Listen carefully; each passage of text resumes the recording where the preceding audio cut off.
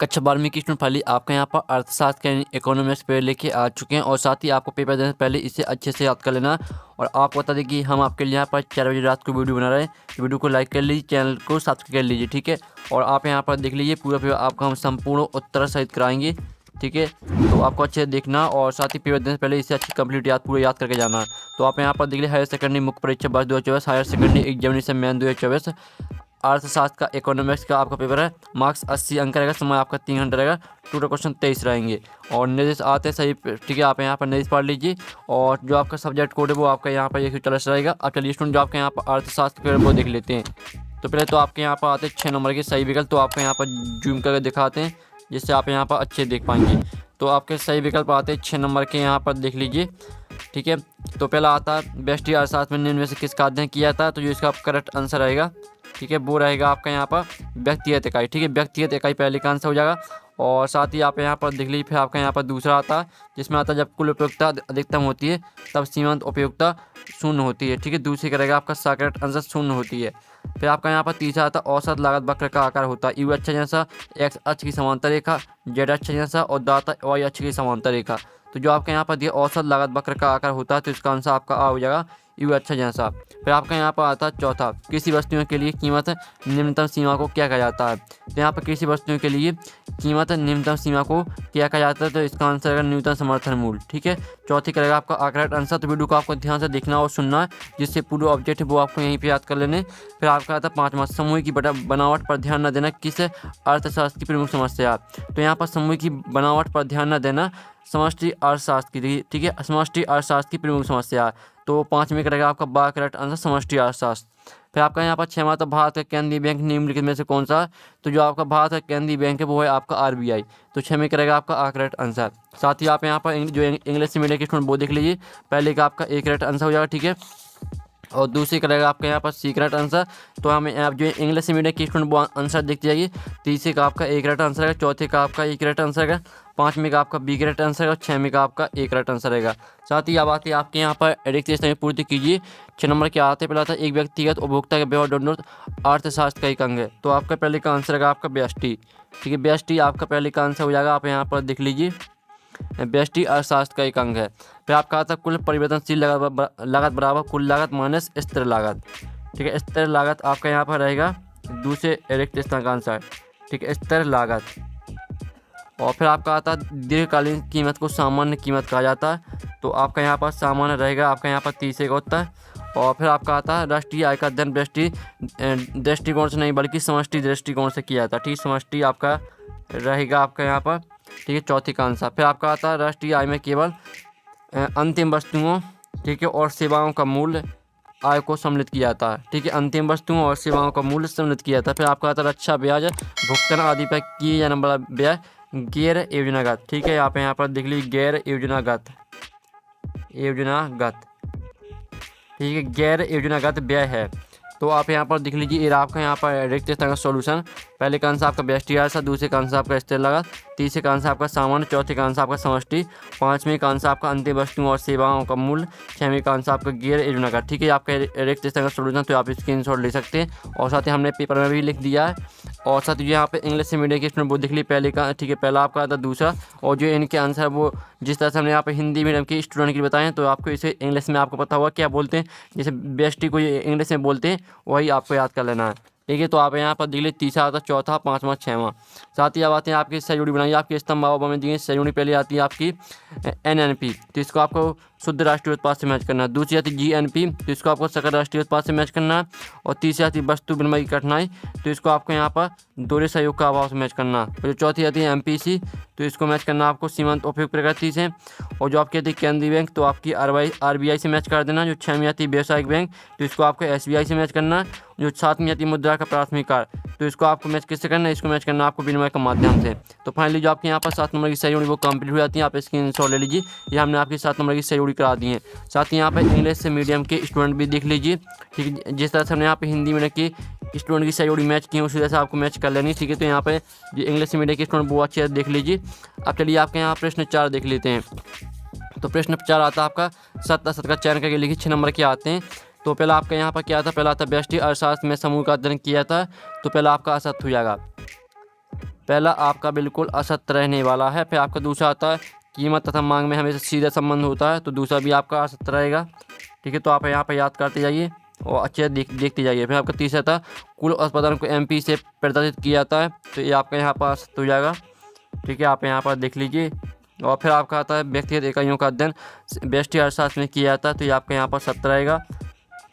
ठीक है, और फिर आपका आता है उपयोग फलन अपूर्ण रोजगार साम्य की व्याख्या करता है, तो ये आपका यहाँ पर सत्य रहेगा।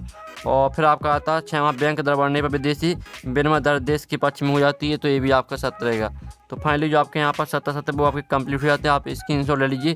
पहला आपका असत्य रहेगा, दूसरा भी असत्य, तीसरा भी असत्य, चौथा सत्य रहेगा, पाँचवां सत्य, तो 6वां सत्य। साथ ही जो यहाँ पे इंग्लिश से मीडियम के स्टूडेंट है वो भी देख लीजिए।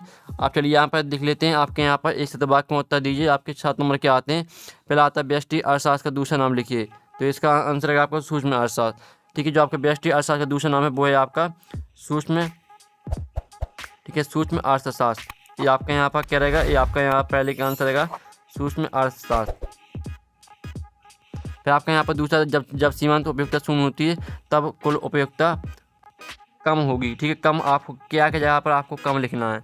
फिर आपका यहाँ पर आता है एक निश्चित समय में उत्पादित वस्तुओं की कुल मात्रा क्या कहलाती है। और जो आपका आता है प्रति इकाई लाभ का सूत्र लिखिए। और जो आपको 5वीं आती है व्यष्टि और समष्टि अर्थशास्त्र का एक दूसरे से क्या संबंध है। जो आपका तीसरा, चौथा, 5वां इनके आंसर खुद करना आपको। ठीक है, और जिसको भी यहाँ पर तीसरे, चौथे, 5वें का आंसर पता वो कमेंट में लिख देना, जिससे और स्टूडेंट की हेल्प हो जाएगी। और साथ ही हम जो भी यहाँ पर सही आंसर लिखेंगे हम उनके कमेंट को लाइक भी कर देंगे। साथ ही आपका आता है 6वां GDP का पूरा नाम लिखिए, तो इसका आंसर रहेगा आपका यहाँ पर देख लीजिए ग्रोस। ठीक है, आप यहाँ पर देख लीजिए। आपका इसका जो GDP का पूरा नाम रहेगा वो आपका ग्रोस डोमेस्टिक प्रोडक्ट हो जाएगा। ठीक है, आप यहाँ पर देख लीजिए ग्रोस डोमेस्टिक प्रोडक्ट, ये आपका यहाँ पर GDP का, ठीक है, आपका यहाँ पर GDP का पूरा नाम हो जाएगा ग्रोस डोमेस्टिक प्रोडक्ट। फिर आपका आता ठीक है मूल का संचय मुद्रा का कौन सा कार्य है, तो यहाँ पर दूसरा कार्य है। ठीक है, दूसरा आपका रहेगा यहाँ पर 7वें का आंसर। तो फाइनली जो आपके एक शतवाक्य मतलब वो कंप्लीट हो जाते हैं। साथ ही तीसरे, चौथे, 5वें का आंसर जिसको ही पता वो कमेंट में लिख देना। ठीक है, अब साथ ही यहाँ पे इंग्लिश से मीडियम क्वेश्चन देख लीजिए। पहला आपका यहाँ पर आता, ठीक है, और साथ ही आपके यहाँ पर दूसरा आता, तीसरा, चौथा, 5वां, 6वां, 7वां। तो यहाँ पर इंग्लिश से मीडियम के स्टूडेंट देख लीजिए। फिर आपका प्रश्न 6 आता सीमांत उपभोक्ता का अर्थ लिखिए। ठीक है, अथवा आता मिश्रित अर्थव्यवस्था की 2 विशेषताएं लिखिए। तो स्टूडेंट आप जो आपके यहाँ पर दिए सीमांत उपभोक्ता का अर्थ लिखिए, तो ये आपका इसका उत्तर। ठीक है, हम आपको यहाँ पर दिखा देते हैं, तो ये आपका इसका उत्तर। ठीक है, तो आपको इसे अच्छे से यहाँ पर पेपर देने से पहले याद कर लेना। तो आप स्क्रीनशॉट लेते चलिए। साथ ही जो इसका अथवा का सोल्यूशन आपको खुद करना। जो आपके यहाँ पर दिया मिश्रित अर्थव्यवस्था की 2 विशेषताएं लिखिए, तो इसका आंसर आपको खुद करना। फिर आपका आता है उत्पादन, ठीक है, उत्पादन संभावना वक्र का ढाल कैसा होता है या क्या बताता है। ठीक है, तो इसका उत्तर आप यहाँ पर देख लीजिए। ये आपका इसका उत्तर। ठीक है, आपको ऊपर यहाँ पर प्रश्न दिया है और नीचे आपका उत्तर दिया, तो पूरा आपको याद करके जाना। ठीक है, तो स्क्रीनशॉट ले चलिए। और जो इसका आपका अथवा आता औसत लागत की अवधारणा को समझाइए, तो इसका उत्तर आपको खुद करना है। ठीक है, फिर आपका आता है सीमांत लागत और औसत लागत में 2 अंतर स्पष्ट कीजिए, तो इसका उत्तर भी हम आपको यहाँ पर दिखा देते हैं। तो ये आपका इसका उत्तर। ठीक है, ये आपका सीमांत लागत और औसत लागत में अंतर हो जाता है। आप यहाँ पर देख लीजिए, जब सीमांत लागत औसत लागत से कम होती है तो औसत लागत उत्पाद घटती है। ठीक है, आपका पहला पॉइंट है, दूसरा, तीसरा, तीनों पॉइंटों को आपको याद कर लेना। आप चलिए आपके यहाँ पर जो इसका अथवा आता परिवर्तनशील लागत का अर्थ लिखिए, तो इसका आंसर आपको खुद करना है। ठीक है, फिर आपका आता बाजार संतुलन का आशा समझाइए, तो इसका उत्तर भी हम आपको यहाँ पर दिखा देते हैं। तो आप यहाँ पर देख लीजिए आपका बाजार संतुलन का, ठीक है, आशा है। ठीक है, तो आपके यहाँ पर इसे अच्छे से याद कर लेना। आप यहाँ पर देख लीजिए, पूरा स्क्रीनशॉट आप ले लीजिए। अब चलिए आपके यहाँ पर नेक्स्ट क्वेश्चन जो कि आता है इसका अथवा, तो अथवा देख लीजिए मांग में कमी से कीमत कैसे प्रभावित होती है। और आपका यहाँ पर आता है सकल राष्ट्रीय उत्पाद से आप क्या समझते हैं, तो इसका उत्तर हम आपको यहाँ पर दिखा देते हैं। ठीक है, और जो इसका अथवा आता है, तो अथवा आप यहाँ पर देख लीजिए राष्ट्रीय आय को मापने की विधि को नाम लिखिए। तो जो आपका 10वां क्वेश्चन दिया था सकल राष्ट्रीय उत्पाद से आप क्या समझते हैं, तो आपका इसका आंसर जल्दी से आप स्क्रीनशॉट ले लीजिए और पूरा आपको याद कर लेना है। और साथ ही जो आपके यहाँ पर आता है RBI की 2 कार लिखिए। 11वां क्वेश्चन देख लीजिए, RBI की 2 कार लिखिए। तो आप यहाँ पर देख लीजिए आपके यहाँ पर RBI की कार। ठीक है, तो आप यहाँ पर भारतीय रिजर्व बैंक की बुनियादी कार्य हैं बैंक के नोटों के निर्गम को विनियमित करना और रिजर्व बनाए रखना। ठीक है, ताकि भारत में मौद्रिक स्थिरता बनाए रखी जा सके और देश की मौद्रिक तथा ऋण प्रणाली का संचालन करना, जिससे देश को लाभ हो। अब चलिए आपका इसका अथवा आता है, तो अथवा आप यहाँ पर देख लीजिए एक देश का केंद्रीय बैंक किन किन रीतियों से साख को नियंत्रित करता है। फिर आपका आता है 12 सीमांत उपभोग प्रगति को परिभाषित कीजिए। ठीक है, तो इसका उत्तर आप यहाँ पर देख लीजिए आपका इसका उत्तर। तो पूरा आपको याद कर लेना पेपर देने से पहले चलिए आपके यहाँ पर नेक्स्ट क्वेश्चन देख लेते हैं, जिसमें आपका आता है राष्ट्रीय आय की गणना की किन्हीं दो बिंदुओं के नाम लिखिए, अथवा आता सरकारी बजट के दो उद्देश्य लिखिए। तो हमें आपका जो आपके यहाँ पर दिया है सरकारी बजट के आपको दो उद्देश्य लिखना है, तो ये रहे आपके यहाँ पर 4 उद्देश्य। यहाँ से आपको कोई 2 उद्देश्य याद कर लेना, तो जल्दी से आप यहाँ पर स्क्रीनशॉट ले लीजिए। और साथ ही अब आते हैं आपके यहाँ पर अल्पकाल तथा दीर्घकाल किसे कहते हैं, अथवा आता बजट रेखा किसे कहते हैं। तो आप यहाँ पर देख लीजिए, ये आपका यहाँ पर बजट रेखा किसे कहते हैं, आपको उसी का उत्तर है, तो पूरा आपको याद कर लेना, स्क्रीनशॉट ले लीजिए। और साथ ही जो आपके यहाँ पर आता अनादिमान वक्र किसे कहते हैं, और अथवा आता, ठीक है, तो अथवा आप यहाँ पर देख लीजिए, जो आपके यहाँ पर दिया अनादिमान वक्र किसे कहते हैं, तो ये आपका इसका आंसर, ठीक है। अनादिमान वक्र से आप क्या समझते हैं, तो आपका उसी का आंसर है, तो आप स्क्रीनशॉट ले लीजिए, पूरा आपको याद कर लेना है, ठीक है। तो स्क्रीनशॉट आप ले लिया होगा। आप चलिए नेक्स्ट क्वेश्चन देख लेते हैं, जिसमें आपके यहाँ पर 16वां क्वेश्चन आता है व्यष्टि अर्थशास्त्र की कोई 3 विशेषताएं लिखिए। और फिर आपके यहाँ पर आता है इसका अथवा किसी अर्थव्यवस्था की 3 केंद्रीय समस्याओं को लिखिए। और पूर्ण प्रतिस्पर्धा की 3 लक्षण लिखिए। अथवा आता लाभ अधिकतमीकरण की 3 शर्तें लिखिए।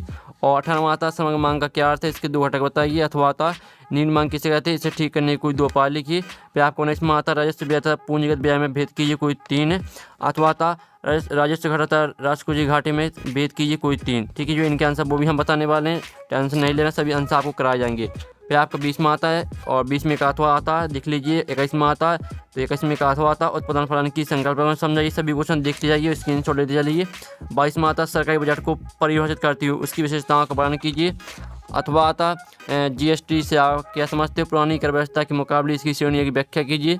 और 23वां आता भुगतान संतुलन एवं व्यापार संतुलन में 4 अंतर लिखिए। अथवा आता निम्न तालिका में एक प्रतिस्पर्धी फर्म की कुल लागत सारणी को दर्शाया गया, वस्तु की कीमत 10 रुपये दी हुई है, प्रत्येक स्तर पर लाभ की गणना कीजिए। तो फाइनली जो पेपर वो करा दिया, जो साथ ही जो आपके 4 नंबर के क्वेश्चन है और जो आपके यहाँ पर 3 नंबर के क्वेश्चन है, इनका सोल्यूशन मिल जाएगा आपको यहाँ पर टेलीग्राम ग्रुप में। और टेलीग्राम ग्रुप की लिंक वीडियो के डिस्क्रिप्शन में दी रखी, तो आपको ज्वाइन कर लेना, आपको पूरा सॉल्यूशन और साथ ही पेपर का PDF मिल जाएगा। तो हम यहाँ पर नेक्स्ट वीडियो में मिलते हैं, टेकिन बाय बाय। अगर आपने हमारे यहाँ पर टेलीग्राम ग्रुप ज्वाइन नहीं किया, तो आपको टेलीग्राम ग्रुप ज्वाइन कर लेना, ठीक है। आप यहाँ पर देख लीजिए, लिंक आपको वीडियो की डिस्क्रिप्शन में मिल जाएगी। साथ ही आप यहाँ पर देख लीजिए 37,000 स्टूडेंट यहाँ पर ग्रुप में जुड़े हुए हैं। साथ ही आपको यहाँ पर पेपर का PDF, सभी सॉल्यूशन का PDF आपको यहाँ पर उपलब्ध कराया जाता है, ठीक है। आप यहाँ पर देख लीजिए, सभी PDF यहाँ पर डले हुए हैं, तो यहाँ पर आपको PDF मिल जाएगा क्वेश्चन पेपर का, साथ ही आपको सॉल्यूशन भी। तो आपको यहाँ पर ज्वाइन कर लेना, ठीक है। लिंक आपको वीडियो की डिस्क्रिप्शन में मिल जाएगी।